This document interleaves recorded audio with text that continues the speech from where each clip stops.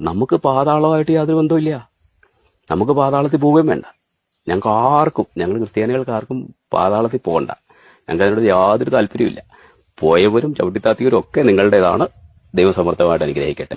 നമുക്ക് അവരുടെ ഓണവും പരിപാടിയൊക്കെ അവർക്കൊണ്ട് കൊടുത്തേക്കാം. നമുക്ക് വേണ്ട. നമുക്കുണ്ടല്ലോ ഇഷ്ടം പോലെ ആഘോഷങ്ങൾ. നമുക്ക് ഈശോയുടെ ബർത്ത്ഡേ ആഘോഷിക്കത്തില്ലേ? ഈശോയുടെ ഉയർപ്പ് ആഘോഷിക്കുന്നില്ലേ? നമ്മൾ തകർപ്പൻ ആഘോഷങ്ങളുള്ളവരല്ലേ? അപ്പൊ അതൊന്നും നോക്കി നമ്മൾ ഈ പാതാളത്തിലേക്ക് പോയവരെ ഓർത്ത് നമ്മൾ ആഘോഷിക്കേണ്ട കാര്യമുണ്ടോ? നമുക്ക് അതിലൊക്കെ മാറ്റം വരുത്താം.